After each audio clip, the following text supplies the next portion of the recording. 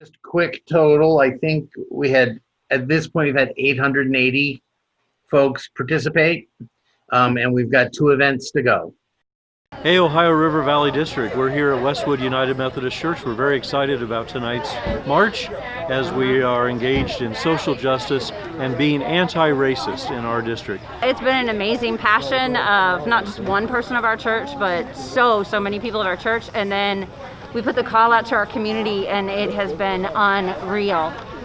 Westwood is one of the largest communities of Cincinnati, and an extremely diverse community, and we want our people to know that we love them and that they matter to us. Is one of those times in which our community knows that things that are happening and things need to be addressed, to let people know that God's got his eye on us. May this peaceful witness be a witness that glorifies you and brings out the best in people. We'll be starting kind of up there in the corner of Montana and Town Hall down the sidewalk. We're going to fill the sidewalks down along those 2 sidewalks first and then go around the other side on Epworth.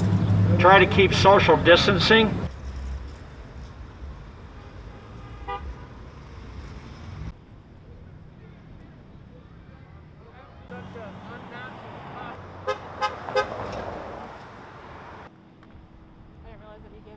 Here we go. All right, we're taking a knee.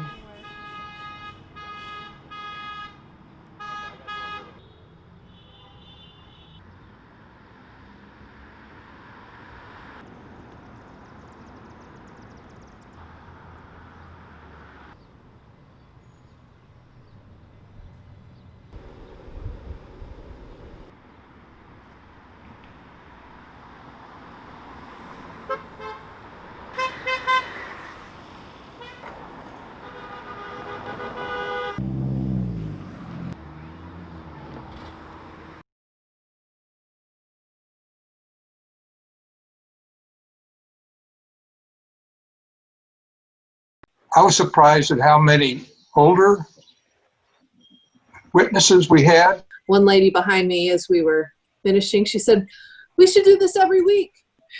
There was a lot of presence from the community members, just again honking and recognizing that this was meaningful. A lot more people up in front of the church to start things and did not realize how many people had arrived, and it took my breath away, and I kind of cried off and on the rest of the time.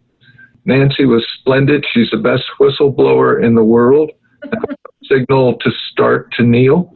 I think the whole Batavia police force was there. We marched up and down the street, kind of quietly actually, which was weird, but prayerful. We had over 150 people, and the police told us that number. We had a group from a Mennonite, from Cincinnati Mennonite Fellowship. That was kind of neat. We had about 50 people and gathered in front of the Wesley House. What struck me was multiple generations that had come together. Thank you all for your care, your interest, and your commitment to act.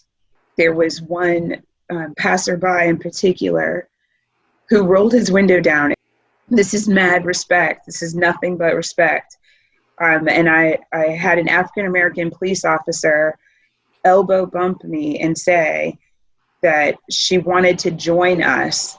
So I knew that one person would be there. I thought maybe this is the time to go and protest. For 8 minutes and 46 seconds, I can be in discomfort because so many people are in discomfort. And it was a powerful way to think of when you're on your knee, how that must have felt to the person who was underneath, to George Floyd. And as I was coming down the street, there were 5 police cars that were there. And I got a little nervous because I thought, well, why are the police there? And we walked down from the Wesley House to the corner of the university and Burnett Woods, and the police officers went with us. They crawled at a pace so that they were there protecting us, helping us. When we stood back up after the 8 minutes and 46 seconds and walked back to Wesley, the police officers were once again blocking the intersection, and they thanked us as we were thanking them.